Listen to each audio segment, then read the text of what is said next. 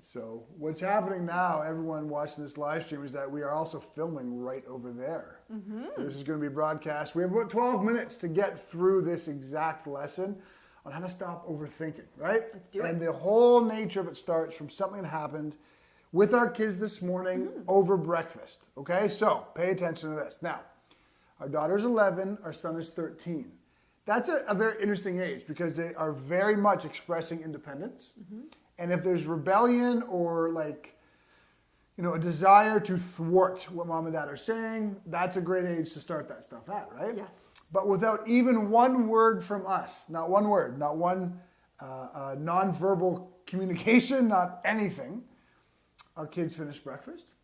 They got up from the breakfast table. They walked their dishes to the sink. They came back and got our dishes. They washed their dishes, they dried their dishes, and they put them all away. We just sat there. We didn't ask them to do it. We didn't tell them to do it. We didn't non-verbally communicate for them to do it. They just did it. So for us, understanding how to renovate your mindset, how to eliminate the limits in your life, we like to try to make it as practical and real world as possible. So today we're going to kind of pull it into the genre of parenting. Right? Yeah. Kids aren't born like that.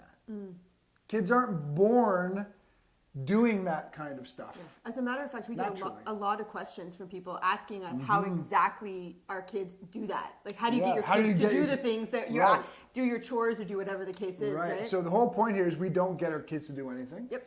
And how are you in taking this? You're not going to get your mindset to do anything, okay? You're not waiting for the day that your kids finally listen to your yelling and screaming, or the day the arguing finally ends. Consider your mindset, your unconscious mind, your brain, not unlike a child. It's like a petulant, thing that is always wanting to go the abrasive direction, the nonconformist direction. Your brain and mindset is always telling you can't do it. It's overthinking the specifics. It's self-doubting. And you try to set goals, you try to motivate yourself, but there's your brain, there's your mindset, reminding you you're not good enough, you're not worth it, you overthink too much.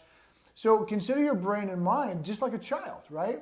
So how did we get our lives to the point that we don't have to ask our kids to do that kind of stuff? They just do it willingly and happily. Yeah. Okay? 3 parts. And I'm sensitive right now because James has us on a 12-minute counter, which we're probably, 8 minutes into. But here we're going to kind of land this quickly. James is shaking his head no. You guys have time. Step number 1, state your expectation. Yeah. State your expectation. By the way, I'm going to halt to say I love that Jesse Elder is watching. Mad love for Jesse Elder. What a beautiful man. Okay? But back to us. State your expectation. Okay? When it comes to your mindset, you have to elevate the expectation you have of it and therefore yourself. When it comes to the kids, you have to elevate the expectation you have of them. You have to elevate the expectation. You have to state that this is how you finish breakfast. You take the plates, you go wash them, you dry them, you put them away. You state the expectation. That is invariably step number 1. As it relates to your mindset, your brain, don't be a victim of it. Yeah. Your brain and mindset is going to self-doubt. It is going to overthink. It is going to procrastinate. It is going to call into question your worth. You can't allow that to happen. You are in control. You cannot allow your kids to do what they want. You are in control. Yeah. State your expectations, number 1. I'm going to add to that, but I think it's so interesting as people are listening to this that the likelihood is that most people don't have expectations for themselves. Right. You have expectations of your kids, of your boss, of your employees if you are a boss, of your husband, your wife, your friends, your mom.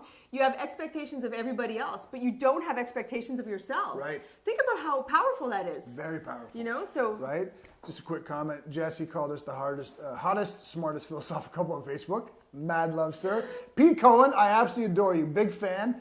Send me a private message on Facebook. We'd love to connect. Thank you for that comment, okay? That's step number 1. State your expectations. Step number 2, are you ready? I'm ready. Repeat them. Repeat your expectations. Kids don't do just because you said one time. Your mindset brain doesn't comport to the goal or the motivation because you applied it once. You absolutely have to repeat. Look at 13 and 11, that's the age of our kids. We have been stating and restating these expectations for years.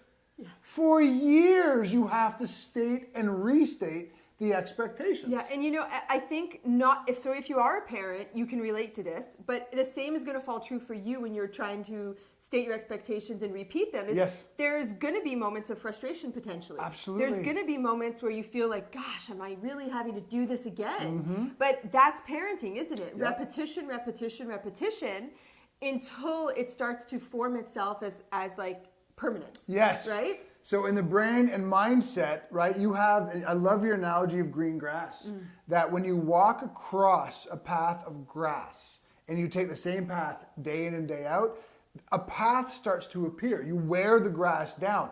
There's green, untouched grass everywhere except for this one path. Right. Right? That's your brain and mindset. That's the way your brain and mindset think. That is the way you perceive yourself and everything else in the world. It's just down this one groove. You have to go down a different groove. Yeah. But in order to create a new path, you have to keep going down that new path. Like every day. That's the biggest challenge. People, they send us messages. They say, I read your book, Mindset Matters Most. The exercises are amazing. I've been implementing them for 2.5 weeks, but nothing's changed yet. I still overthink. You've been walking, yeah. But it's because you've been walking down this path for 15 years, and you've just started to walk down this path. It has to be repeated constantly, right? The third and final step, self-discipline. Self-discipline. It's not about getting angry at your kids. As a matter of fact, it's never about getting angry at your kids.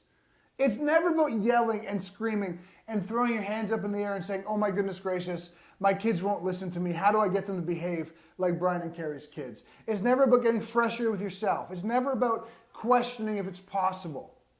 It's about creating an aura of self-discipline that every time there's an infraction, you simply talk to your kid and say, look, we've talked about this before.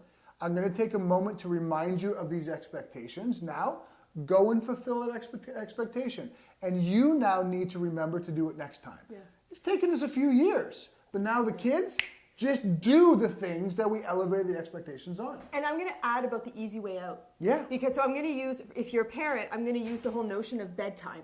Okay. Sometimes with bedtime, you want to take the easy way out and just let your kids stay up instead of making them go to bed, because it's like you have to be on them over and over and over again. Yeah. The easy way out in bedtime leads to a child who never really learns how to go to sleep, and you're fighting with them and struggling with them at bedtime.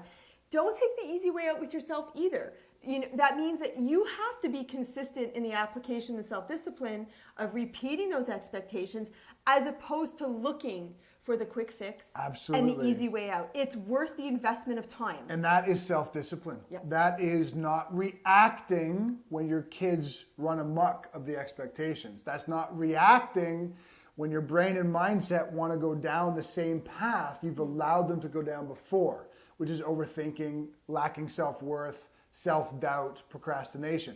We don't react to those things. We simply evoke some self-discipline to go back down the expectant path, the one that we're raising the elevation standard of.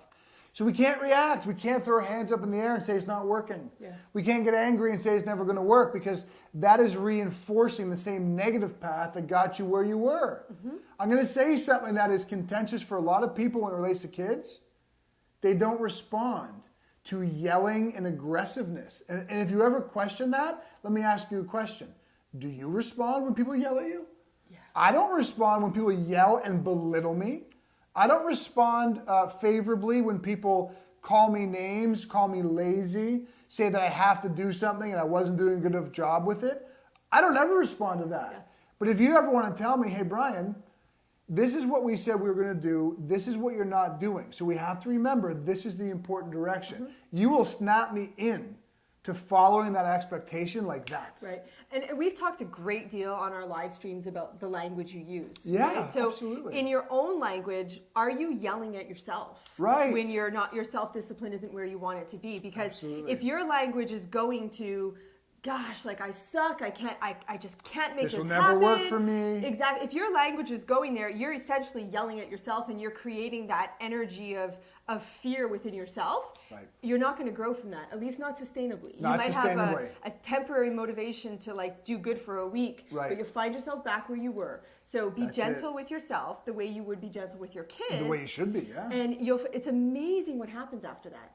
James says we have 2 minutes left. Thanks, James. So we can say hi to Elaine. We can say hi, Elaine. Oh my God, I love her so much. No, that's a great point. I want to speak on that briefly with our 2 minutes left, okay? Motivation does not work for most people. If it works for you, great. But I'm going to guarantee you it doesn't work for most people watching this right now.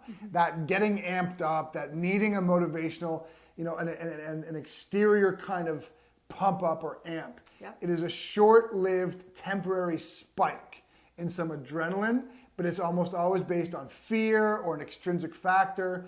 It's not about that, because you'll be riding this crazy roller coaster your entire life if you are relying on something outside of you to get you in action.